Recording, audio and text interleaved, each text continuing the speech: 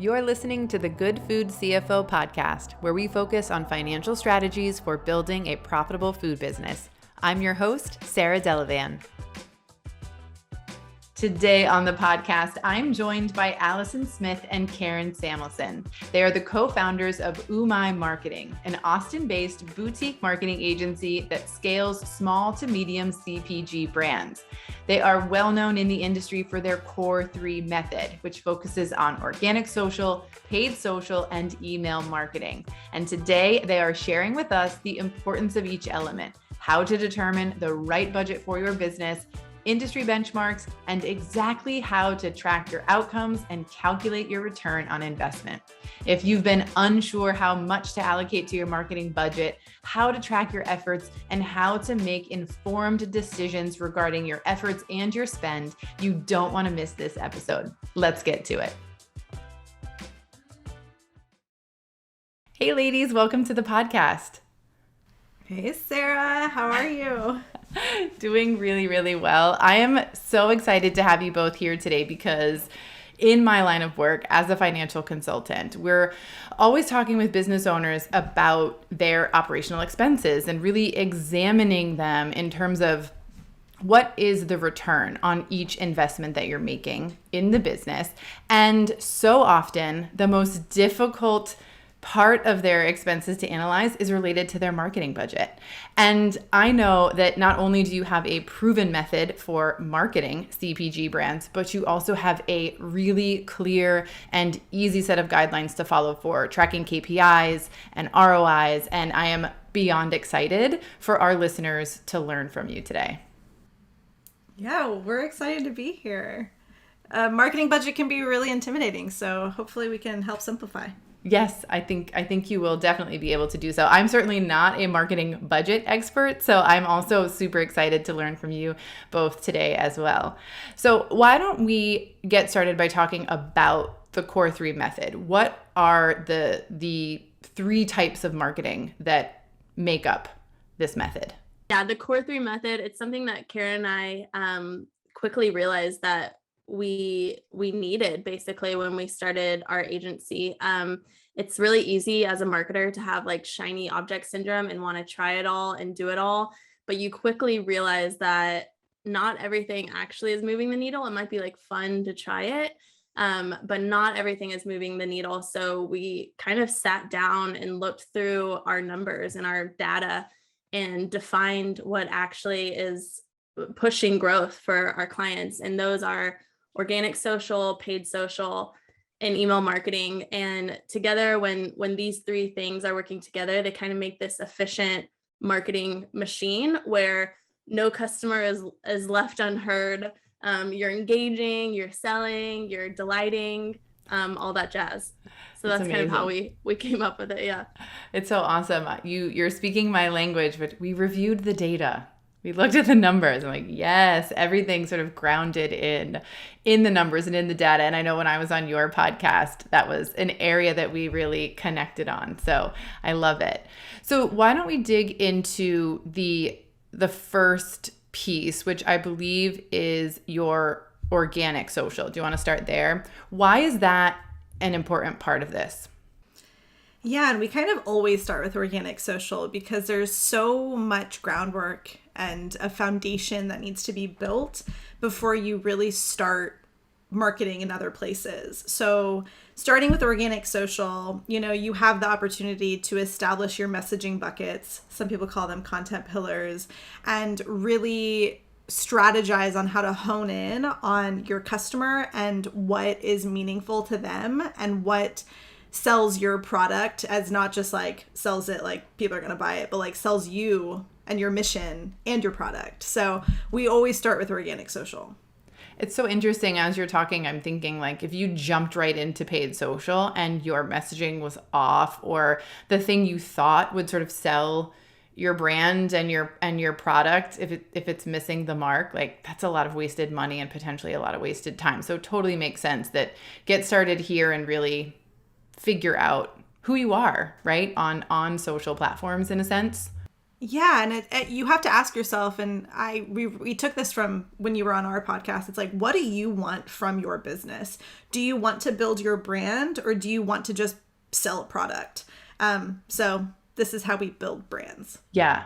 So when we think about organic social, I mean, obviously my mind goes immediately to Instagram, Facebook. Are there other types of organic social that we should be expanding our minds to think about? Yeah, I mean, when you're talking social and digital, everything's always changing. So our bread and butter has been with Instagram and Facebook because that has been a constant for us. It's been a place where we can implement our strategy and see returns. But things that pop up, I mean, TikTok, short form video content like that, it's like, if you don't, this is a quote me and Alison love, like, if you don't change, you don't grow. And if you don't grow, you aren't really living. So if you're not changing your strategy and implementing and being flexible, then you're not going to grow. So we definitely want you to test. I mean, Pinterest is great for evergreen content, so you can have links to your website and constantly show up on people's profiles and things like that. But we start with Facebook and Instagram. Once we're killing it there, we'll experiment elsewhere. Yeah. Don't try to hit all of the places all at once. That's the shiny objects, Alison. Yeah, that's what she was talking about. Okay. I've never connected the dots on that. I'm embarrassed to say, but that makes sense. Okay. I always thought it was like shiny objects, like do more. But I guess in the sense of like be on all the social platforms is another way to think about it. Yeah. Thank you for that. I appreciate that. So when we're doing social, are there any like tips that you have or any kind of like guidelines that you would give business owners for maybe how to approach this if they're just getting started or if they're maybe not great at it and they could use a little bit of guidance? Yeah, I mean, you learn a lot from doing. So not being scared to just show up. So what we like to do is establish our messaging buckets, like I said, first. Buckets could be like product highlights. It could be education focused. It could be community focused. It could be like a fun bucket that you just like post all your memes and things like that, if that's how you choose to market your brand. And just really understanding how to weave in your story and your mission throughout those buckets. So really, really focusing on knowing your customer, and Alison can talk about customer avatars, especially the importance of having those for your advertising, but it matters for your organic too, knowing your customer and knowing how to speak to them. That is your very first step into organic. And I know you've talked a little bit about how people should be showing up on social as well, in some previous things that I've listened to and talked to you about. So can you share a little bit about that with us too? I think a lot of business owners, including me, early on, it was like, I have to be making new content, and it has to be all of these different types of content. And how true is that? Can we kind of rein that in a little bit, or do we really need to always be creating new stuff?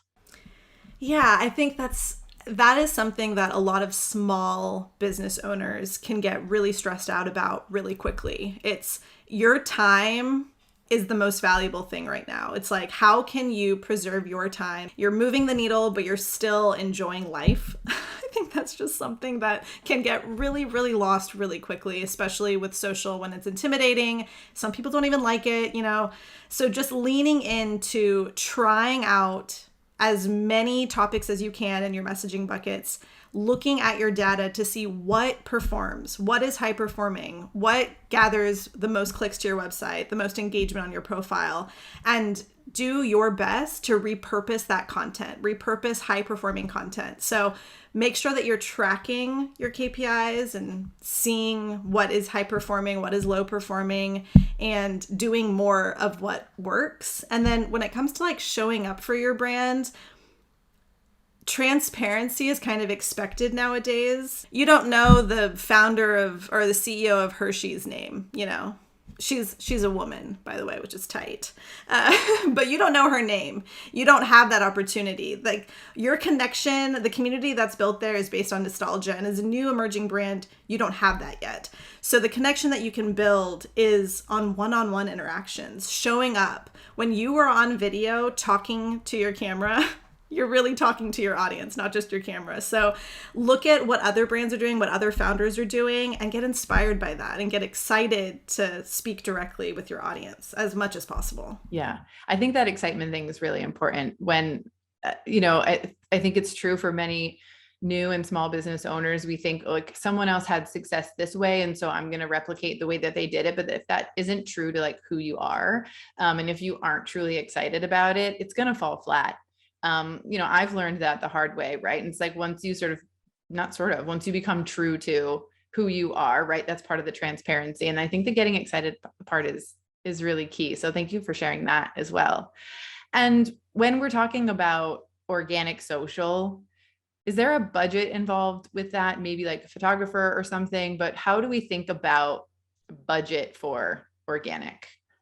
Yeah. So your organic budget is primarily your time investment, 100%. But when it comes to actually monetary investment, photographers, absolutely. With our clients, we generally recommend that they have quarterly photo shoots where they can get like a bulk amount of photos done.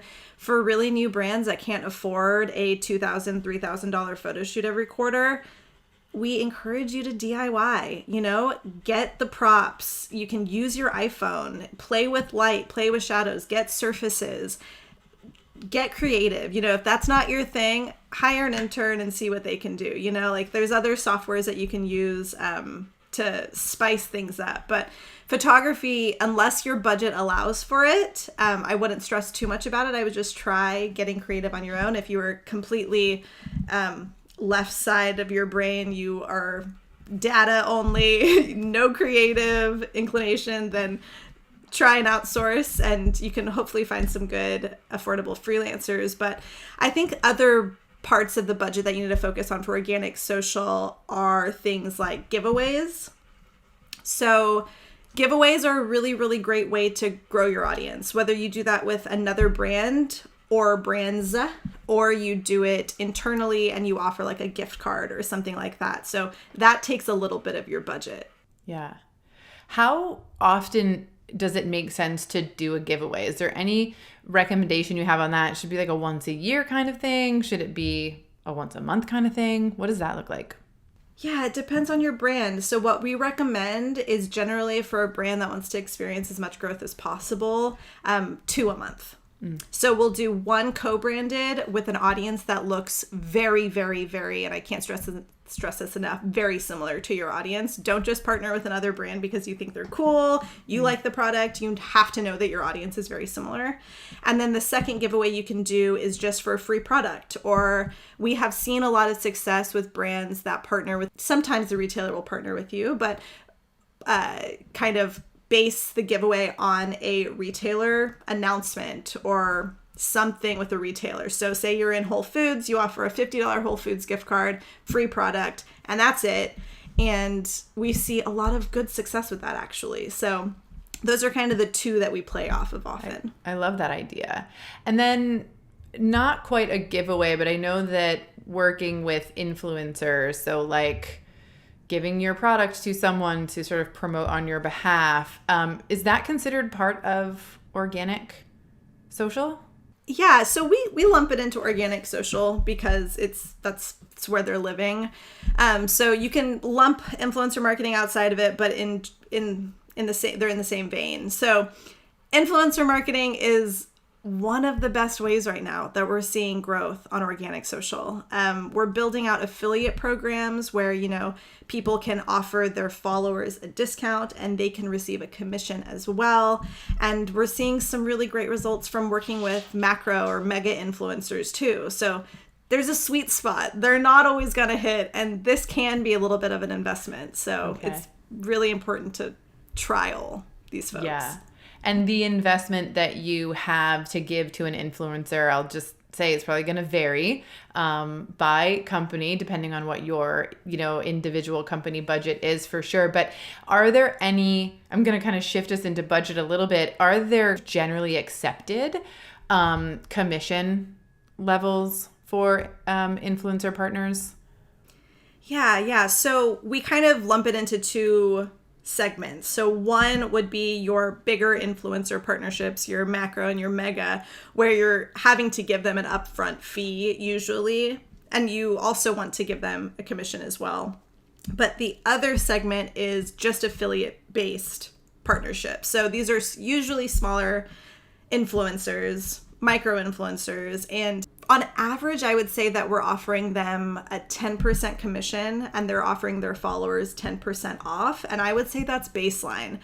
If you can't, and it's just like you said, it's going to be really varied depending on how expensive your product is and a number of other reasons. So I would say baseline, 10% commission, 10% discount. But we also see a lot of great results when brands offer like $1 off. So we trial doing 20% off codes versus a $10 off code. And the $10 off code, even though it was the same amount of money, won. So you just have to keep testing what language you use and things like that to see what will drive the most traffic. Yeah, love that. And then popping back to giveaways really quickly, do giveaways have to be big? I know you mentioned like the gift certificate to Whole Foods, which seems like a reasonable amount of money plus a free product. If you're partnering with other folks, could it just be 2 products? Can it be a $25 to $50 kind of value giveaway, or does it need to be more enticing than that? Do you see any trends? I can't say we've done it all. There's so much more to do, but we've done so many, and we have seen huge success with these really big, we call them mega giveaways, where we're partnering with 5 other brands. It's $1,000 of free product. We're getting their email. We're getting them to add us on social and all that stuff. But we've seen those fail too. We've also partnered with just one other brand where it's just us, our client, and another brand. And the audience is so similar. It's not an overlap by any means, but they're so similar that those just like exploded. And the prize was like, I don't know. We didn't actually put the monetary value of the prize because it was so low, but it was just free product and it did really well. So you just have to really test it with as many partners as you can because it varies so much. But speaking of budget, we do recommend that we have a boosting budget. So whether that's $25 up to like $250 plus, you can always boost these giveaways to give it a little bit more traction. And our rule of thumb is you want to have $1 per follow. If it's less than $1 and you're getting a follow for that, you could consider upping your budget and just pushing a little bit more money into it. If you're getting a follow for every like $5 you spend, we suggest just turning it off. You don't want to do that. And try again with a different copy, creative, prize value, things like that. I love that tip. I get, offers to boost my social. I'm like, I wouldn't even know what a good return on this investment was. I didn't really have a good expectation for that. So thank you for putting a monetary return on that investment. I think that's super helpful. Anything else we should include or chat about before we move on to paid social?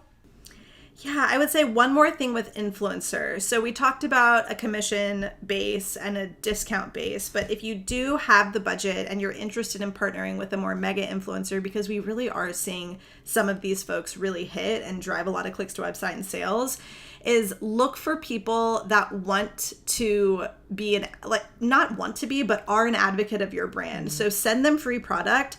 Take note of what they're doing. If they're not sharing at all about your product or anything like that prior to you giving them money, it's not going to be a good partnership.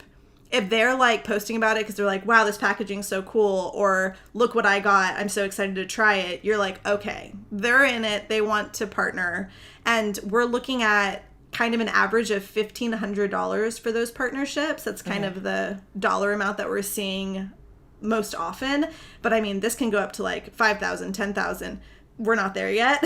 So if you can get around that 1,500 mark or less, I would say that that is your way to go. Is it like $1,500 for a certain amount of time that they would be promoting? Or it's generally a certain amount of pieces of content. Okay. And it should be agreed upon in advance. Make it really, really clear. It's like if you want a series of 5 Instagram stories and you want all of them to have a swipe up link to their commission page, you got to be real specific on what you want, but it's usually an amount of content. That's super helpful. I also love that you're talking about ways that you can invest in organic social, because I think that's another area where a lot of people don't connect the dots. And I'm speaking for myself here, and I assume I'm not alone, but like, I wouldn't think, okay, this is organic and there's a way that I can keep it organic and not do a full on paid social thing, but do a little boost or invest very specifically in someone who will then utilize organic social to promote my product. So thank you for that. I feel like it's sort of new bits of information coming in, in regard to organic social. Amazing. So, okay, let's talk about paid social. I'm going to be totally honest with you that I have not dabbled in this at all. I know nothing about this. So for those listening, I will try to be your voice here and ask the questions that I might otherwise be too embarrassed to ask. So, Alison, can you tell us a little bit about paid social and why it's important and a little bit about how it works? Yeah, and we're going to get you running ads, Sarah. I would That's love my that, new goal for this year.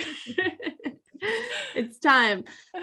So with paid social, I think probably the best or my favorite way to explain it is thinking about how many touch points anyone needs before they make a sale. So generally that's 5 to 8 touch points before someone actually purchases a product. If it's on the higher scale, like more expensive, that could be even higher, and that could mean a lot more touch points. If it's cheaper, maybe it's lower. Okay. But think about how many times you're served an ad or see something or get an email before you actually buy. So what paid social is doing is, you're spending all this effort on organic social, like Karen's talking about. You're engaging with your community, you're creating all of this content, you're putting in all the work, and it can be slow growth alone. It really can, because just how the algorithm favors content that doesn't have money behind it, it can just kind of stink sometimes. So what paid social is doing is it's utilizing those efforts. It's capturing those audiences that have engaged with you, and it's continuing those touch points through retargeting and things like that, and speeding it up. So basically, paid social is a great way to speed up your growth. Okay. Can I dig into something you said a little bit? And that is, and I'm paraphrasing because I don't remember your exact words, but it's sort of like taking advantage or making the most of people who've already had some contact with your brand. So is this sort of going back to like starting with organic social? You will have some level of a following and some level of interaction, and paid social is a way to get back in front of those people, because we can't necessarily rely on organic to hit that person again or again in like a certain time frame in order for them to have those number of touch points probably necessary to make a purchase with your brand. Yeah, exactly. And we kind of separate paid social into 2 buckets. So your retargeting bucket and then your prospecting bucket. So retargeting is you're retargeting people that have engaged with you on Instagram or Facebook, or maybe you went to your website and signed up for your email list, and you're just simply like reminding them like, hey, I'm still here. Yeah. I'm here to solve your problems. I'm here to give you great product.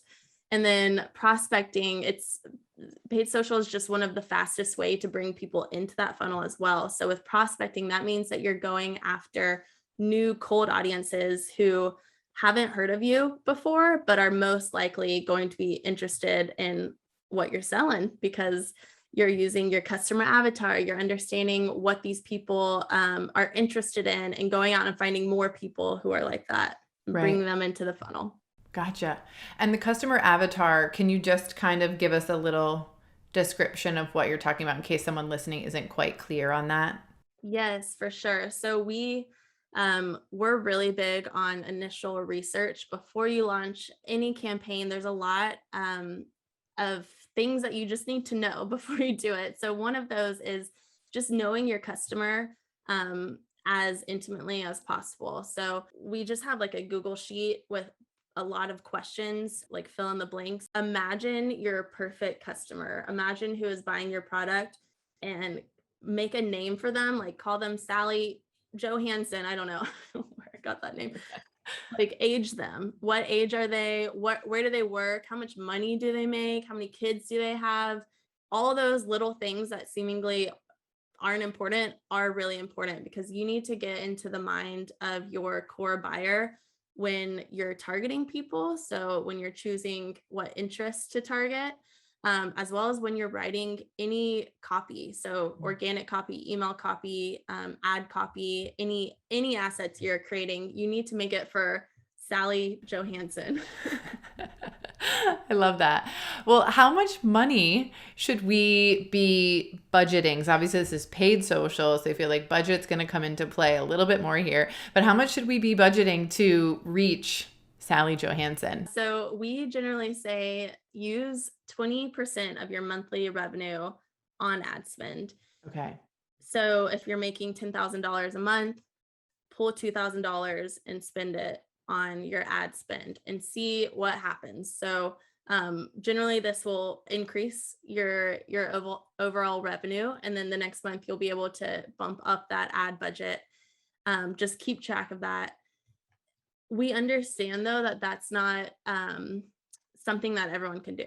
So what we kind of teach in our course is we want you to shoot for 20% or higher for what you're spending on your ads. But if you're not quite there yet, start with the lowest hanging fruit, meaning start with just retargeting people. So getting those touch points up. So just retargeting people who have visited your website, who have engaged with you in some way.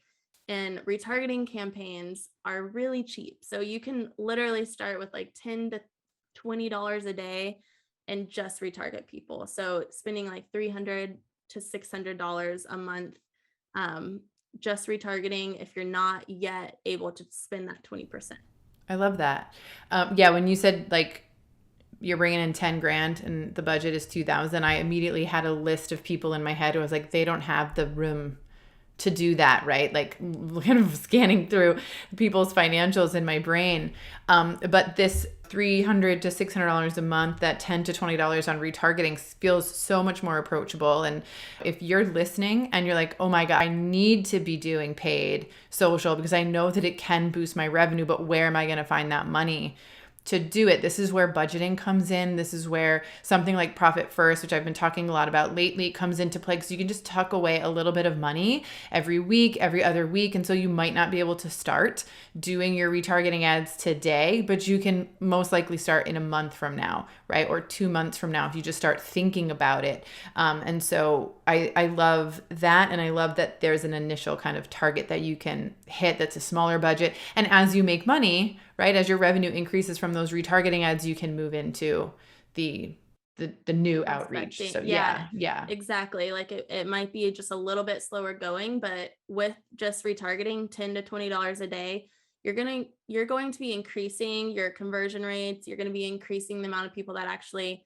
go through checkout, not just abandon their cart. So you should start seeing these incremental increases, and just, work with Sarah and understand when you can up that budget month over month. Yeah. I want to talk about budget a little bit more, because thinking about the two different ways, prospecting and retargeting, how do you figure out, if you are doing both, how much of your budget goes to each type of promotion? Yeah, good question. So it's not a hard and fast rule, but parameters are always really nice. So we generally try to spend when we get there. So when we have the amount of budget, usually it's at 20%, where you can kind of do both at the same time. Yeah. We like to spend 70% of our budget prospecting, so bringing new people into our funnel, and 30% on retargeting, which sometimes I think that sounds counterintuitive, because the retargeting ones are the ones that make you a lot more money. But when you think about it, it's a lot more cost effective or efficient to retarget someone who's already heard of you and get them to buy, than going out and targeting someone and getting them to buy. So that 30% goes a long way. Okay. I guess is what I'm trying to say. So retargeting, you really don't want to spend more than $30 on your retargeting campaign ever, because it goes a really long way. Okay. Awesome. $30 a day, excuse me. Thank you. When we talk about time, I have a perception of paid social that like all of my time and energy would be focused on that. Am I blowing it out of proportion? Can you kind of talk me back down from? Yes, I'll talk you off the cliff. So really where we want you to spend the most time is in that research phase. Once you get the research down, um, obviously there's a learning curve of just understanding the back end. It's called business manager. Understanding it, it's going to also take a bit of time. Getting things set up is going to take a bit of time, but you only have to do it once. So that's good. We recommend looking at your campaigns only every 3 days. And that really came into play after iOS 14, which I'm sure your listeners have heard about. But if not, basically Apple launched an update, which kind of messed up attribution for us advertisers. And it delayed attribution, meaning the time it takes to see that a campaign made a sale is delayed because it's just trying to grab the data. Okay. So look at your campaigns every 3 days. Only make a decision once a week because that data is going to be delayed. And so you don't want to turn things off or up budgets before you collect all the data. So make a decision once a week.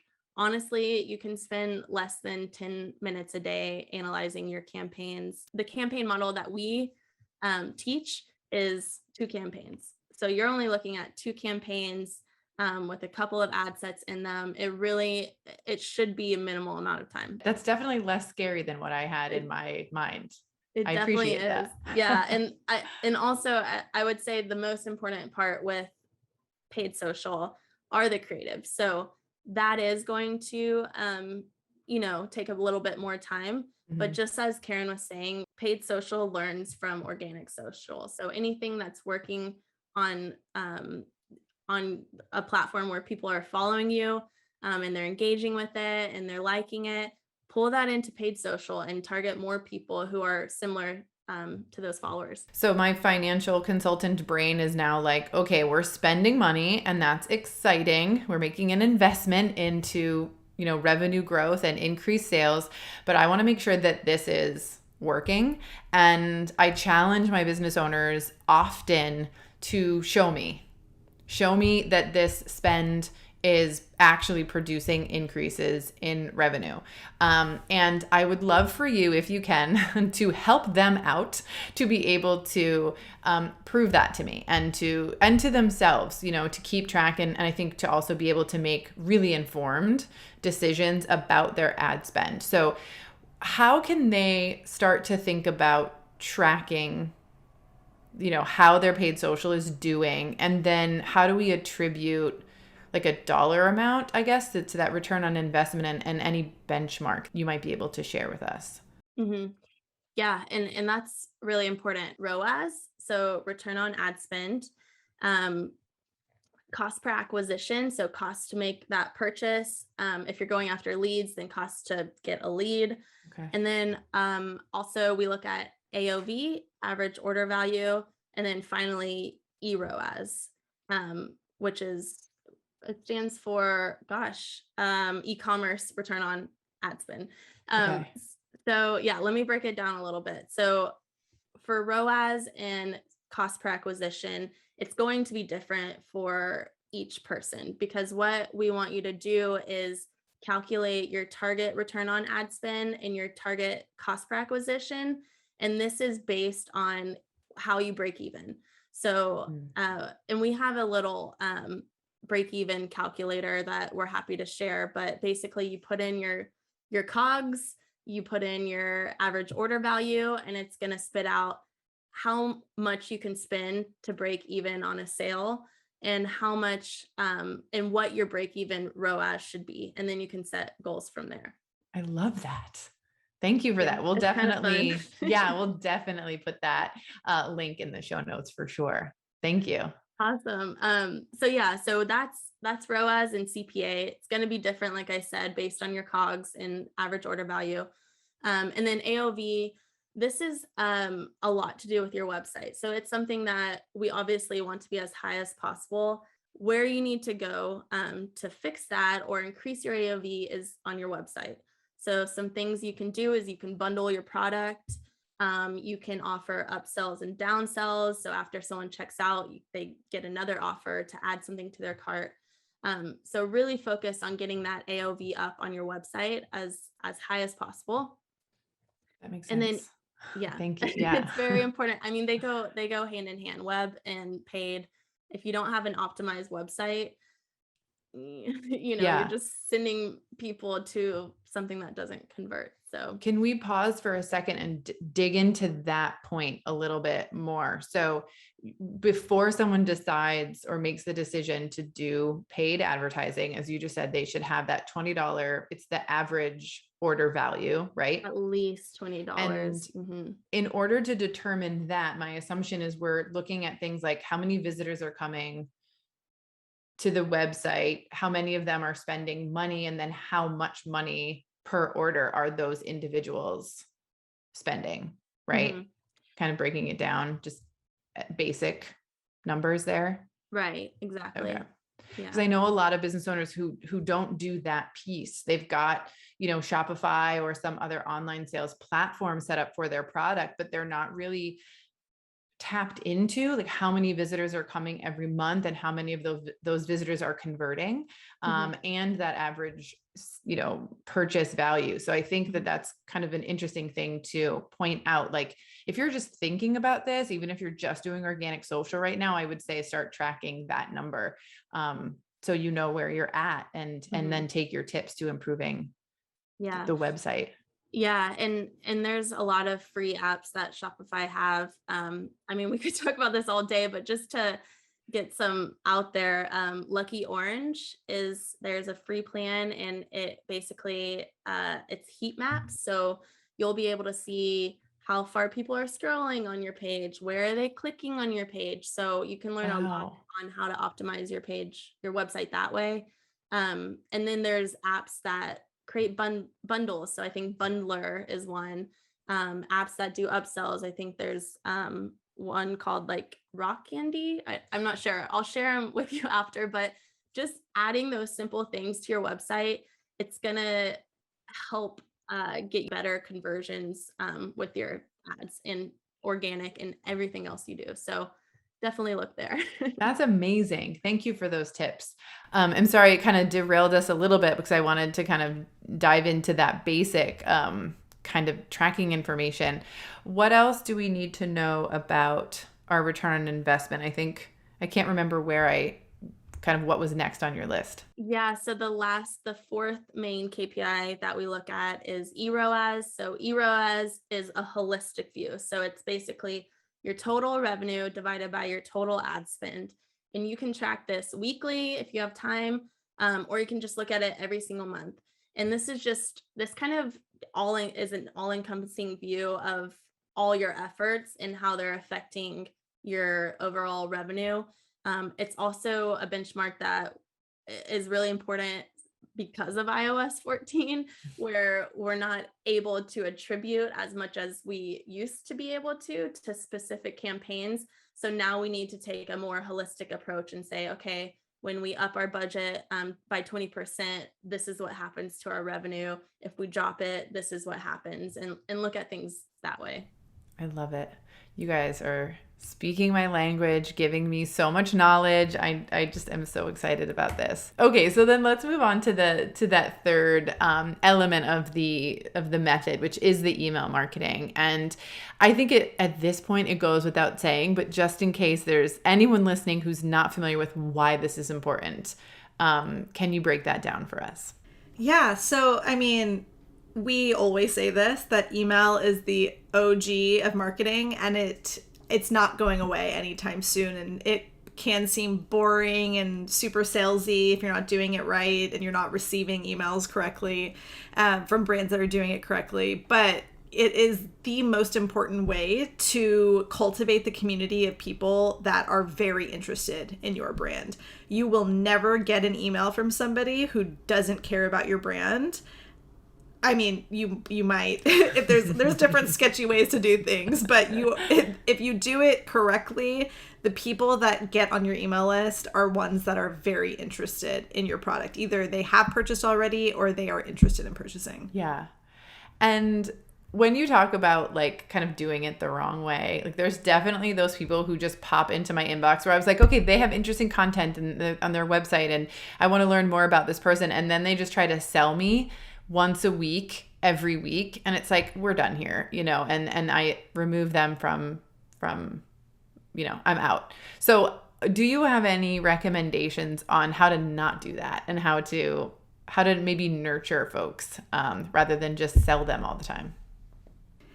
Yeah, I mean, we're very value driven and we want all of the brands we work with to be. And so we have this 80-20 rule. So 80% of the content that you're putting out there, you want it to be serving them in some way, whether it's educational, whether it's entertaining, whether it's building the community. And then 20% of it can be like directly sales related. If you are doing 100% sales emails, you're going to lose folks really quickly. But that 80-20 rule is really what we go for a lot when it comes to organic or email. Love that. And do you have a recommendation on, you know, if writing a fresh email every week and putting it out is like a good way to go? Or is there any benefit in having an automation, or maybe there's like a blend? I used to do automated emails and now I've gotten into the habit of doing them more real time. I feel more connected to my community that way, but I know that there are folks who do automations or a mix of the two. So what do you guys recommend? Yeah, so when we first get into an account, or also what we teach in the course is set up the automations first. So there's generally 6 automations that we like to set up first in an account. I can run through them if we have time. Okay. Totally. So the first one is Indoctrination. So that's basically when someone gets on your list, you're welcoming them, you're telling them about yourself. It's not salesy whatsoever. It's like a brand immersion. We also have the Legion. So number 2 is Legion. So if you have a pop-up on your site that's like sign up for 10% off, you need to send them that delivery email. So a pretty simple automation. Abandoned cart is number 3. That one's pretty explanatory. Number 4, feedback requests. So this is where you're asking customers who have purchased your product after they've had to try the product. So after a couple of weeks, generally, you're just asking them how they liked it and to submit a review and get those awesome reviews on your product page that increase your conversion. Number 5 is your win back. So a win back sequence is when someone's kind of fallen off, hasn't engaged maybe or opened any of the last like 5 to 10 emails. It just depends on your size and your list. You're trying to win them back usually with like a juicy offer, trying to get them to re-engage with you and come back. And then the last one we set up is called a sunset flow. And this one is basically just getting real with people after they have really not engaged with you. You're saying like, hey, do you want to be here? If so, click subscribe again, and we'll keep sending you emails. Otherwise, you're out. We're big believers in cleaning your list. There's no reason why you should be emailing someone who doesn't want to hear from you. All it's doing is driving down your open rates and your conversion rates. So we think setting these 6 automations up when you first create your account, when you're optimizing your email client, set these up because these are running in the background. You kind of like set them and then forget them. Yeah. And then like why that's working for you, then exactly. We think that you should have at least 2 broadcasts, usually up to 4 broadcasts every month that's hitting on different, like what's going on in your business, maybe like a founder deep dive, something like that. Yeah.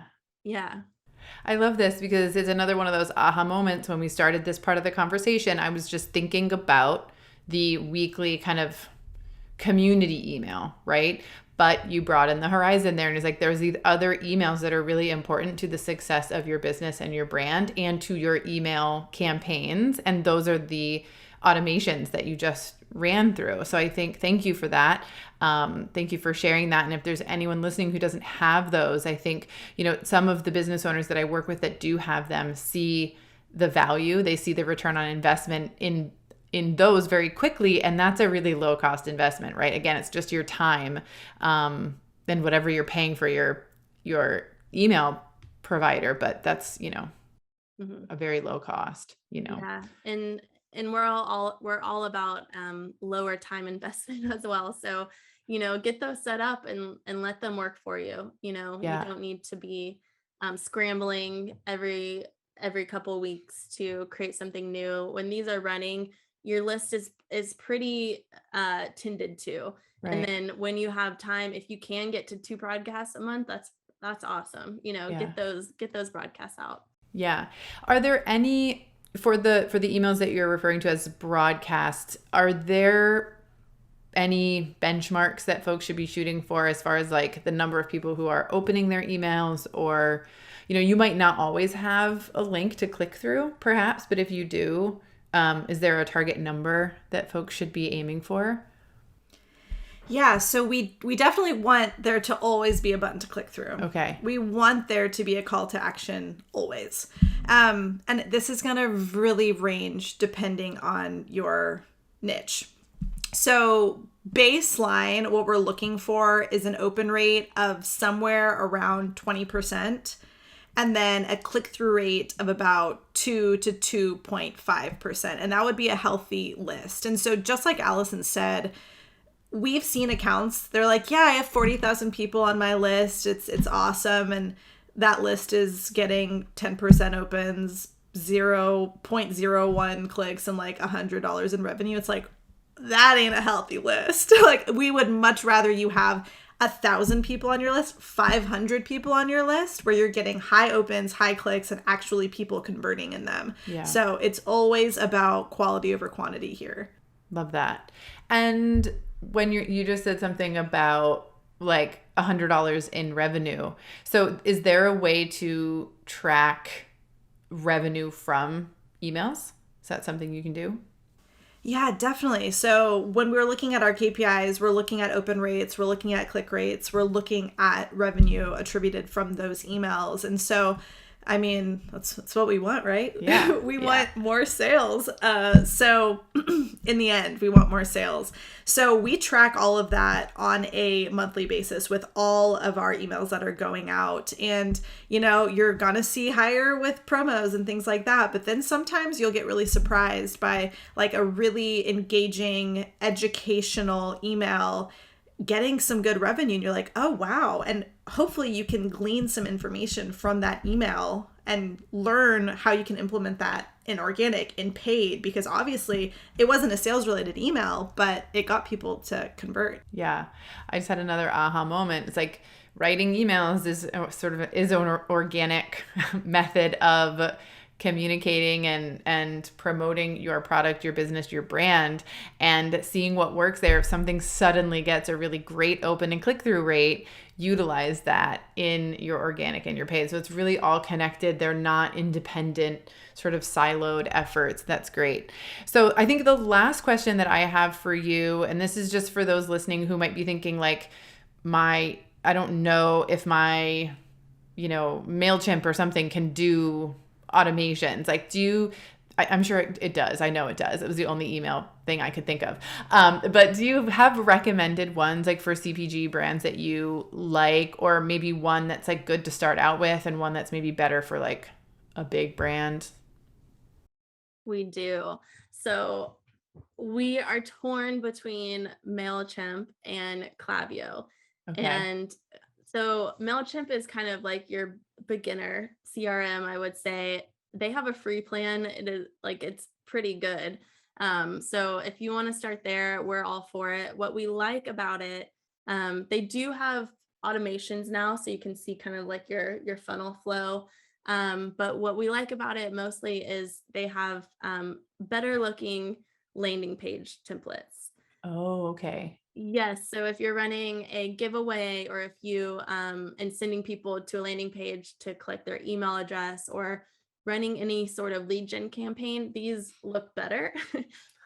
But Klaviyo is kind of the more advanced. I would say we prefer to use Klaviyo for our clients. It's kind of like the next step past MailChimp, I would say. But their landing pages, not cute at all. They are not good. That's important to take into consideration, I guess. Yes. Yeah. So if you use Klaviyo, you probably know what we're talking about. You might have to get a third-party landing page builder. But yeah, those are the two we recommend. Amazing. Ladies, this has been so wonderful. I think I could sit and ask you questions for so much longer, but we try to keep it in a reasonable time format for the podcast. Before we sign off though, where can the listeners find you on social, website, things like that? Yeah, so you can find us on our website at UMAI or our Instagram at the same handle at UMAI Marketing. We also have the Consumer Goods Growth Course for any small to medium-sized CPG marketer or founder who wants to learn our proven strategies in more depth with our roadmaps and how-tos.